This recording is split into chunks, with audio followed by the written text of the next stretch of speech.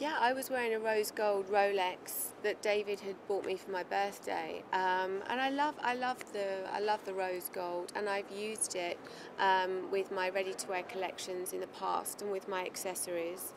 And you know, I just thought this would be great. You know, let's have an element of rose gold in the design as well. You know, it's very subtle, but it's done in a very cool, very chic way. And I think that rose gold again is something that people can very much associate with me, my personal taste, and also my brand. I think that it has a feminine feel to it, but not overly feminine. I think that it also feels quite masculine as well. I wanted to design a car that I want to drive, but also David wants to drive as well. You know, I didn't want to do anything really, really feminine. I wanted it to have a very strong masculine feel about it. When we started this project 18 months ago, you know, we spoke a lot about the attention to detail, and seaming details like what you see on the inside of the car is very important to me and what I do with my fashion as well.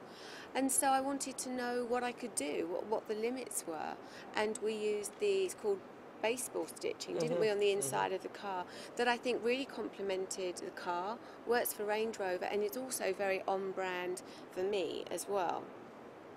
And those details are very, very important, and I appreciate those kind of details, and I think that the customer will as well. I knew that I didn't want to just do a black interior.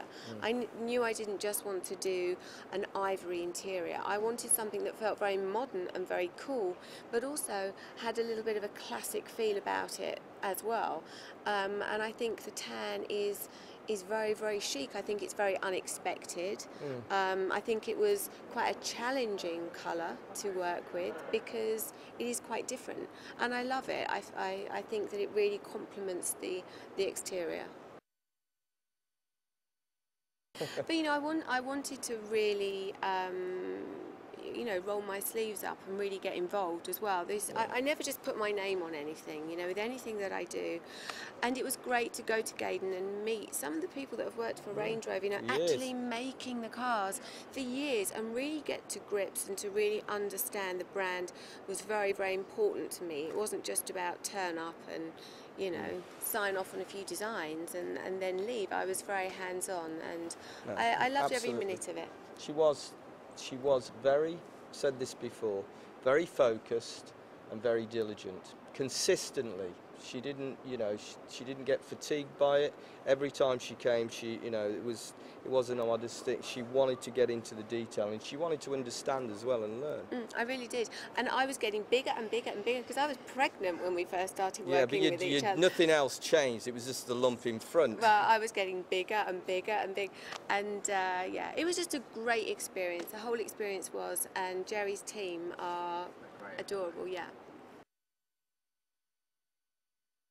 David hasn't seen the car yet. He's seen photographs and he loves what he's seen. But you know, I take my kids to school every day. I mean, you know, I'm sure David will drive it to training. I've got a good route for you. You've got a good route? Yeah, in California. Yeah, I know a good route to test the car. Right. You'll be. Right. But you need to be seen in this car, don't you? Oh God, so, absolutely. You know. But you know, I'm a real mum. You know, I loved everything I do with my kids. Take them to school, pick them up from school, take them on play dates, that kind of thing. And they are very, very excited to see it. Very excited. The kids will love it. I mean, the Evoque itself, it's apparently, I remember reading in the press, it's a car that I remember an article where a journalist said, I've seen lots of cars that can make people turn their heads, but he said, I haven't seen too many that can make people walk into lampposts. I love the sort of what I would describe as the stealth-like look of the vehicle. It's, you know, with this, and fundamental to that is the matte finish paint, but in combination with a high gloss roof and the wheels, then contrasted also with the jewel-like quality detailing, particularly of that rose gold. I think that's a unique combination of things that's very special, And then when you relate that to the interior, this very stealth-like exterior, it's still very modern. So on the inside, that modernity is carried through, but it's got this vintage twist to it, particularly with the tanned leather. And Victoria was very focused on making sure we got the right leather. Remember we looked at lots and lots of materials. I remember you were totally preoccupied, quite rightly, with the feel, you know, the right tactility, getting that sort of almost like butter soft feel to the leather. And then also some of these other touches, like the stitching that reflected Victoria's life in America.